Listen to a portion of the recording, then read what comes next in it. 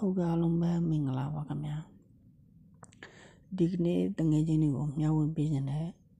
application လေးကတော့ Play Store မှာ free down ယူပြီးတော့အသုံးပြုနိုင်ပါတယ်ခင်ဗျာအဲ application လေးဟာဆိုရင်ဒီ application လေးဖြစ်ပါတယ် Wi-Fi analysis Galaxy ပေါ့နော်ဒီ application လေးဖြစ်ပါတယ်ဒီ application လေးဟာဆိုရင်ဘယ်လိုနေရာမှာသုံးဝင်လဲဆိုတော့ကျွန်တော် internet line တွေဘာတွေမကောင်းတဲ့အခါဒီ application လေးက internet line ဆွဲအားကိုမြင့်တင်ပေးပါတယ်ကျွန်တော်လည်းအခုလောလောဆယ်ဒီ application လေးပဲသုံးပါတယ် line ရဆွဲအားမှာအရင်ကောင်းပါတယ်ကျွန်တော်ဒီမှာတစ်ချက်ပြပါမယ်ဒီထဲဝင်လာလို့ရှိရင်အမ okay နှိပ်ပါ okay နှိပ်လိုက်လို့ရှိရင်ကျွန်တော်တို့ဒီမှာ line ဆွဲအားပေါ့နော်သူရဲ့ line ဆွဲအားကျွန်တော်ရဲ့ဒီအခုလက်ရှိသုံးနေတဲ့ line ဆွဲအားကိုဒီမှာအစိမ်းရောင်လေးနဲ့ပြရပါတော့ဒီမှာအစိမ်းရောင်လေးနဲ့ပြရတယ်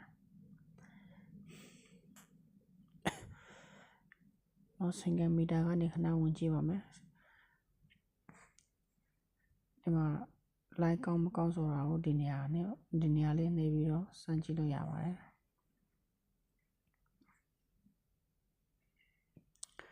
ဒီမှာ line ဆွဲအားပေါ့နော်ကျွန်တော်ဒီမှာ60 megabyte လောက်ထိကျွန်တော် line ဆွဲအားရှိရပါတော့ line ဆွဲအားကောင်းမကောင်းကိုကျွန်တော်ဒီနေရာကနေစမ်းကြည့်လို့ရတယ်အခုကျွန်တော်လက်ရှိသုံးနေတဲ့ Wi-Fi ကဒီ Wi-Fi ပဲဒီ Wi-Fi ဆိုရင် line ဆွဲအားအရင်ကောင်းတာပေါ့နော်တခြား Wi-Fi နဲ့စမ်းကြည့်မယ်ဒီ Wi-Fi ဆိုရင်ဒီလောက် line ဆွဲအားရှိတယ်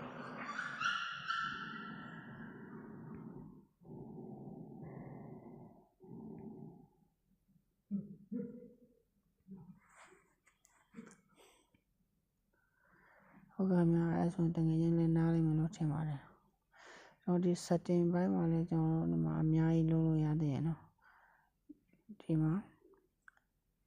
screen ဖွင့်လိုက်တာနဲ့သူ automatic ပေါ့နော်ဖွင့်တဲ့ဟာပေါ့နော် screen ဘိုင်းမှာလည်းအများကြီး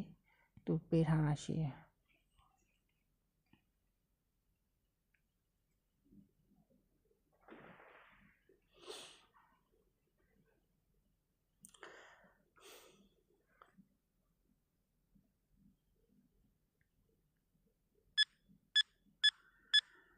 ဒီမှာ line ဆွဲအားကိုသူအတန်နဲ့လည်းပေးထားလို့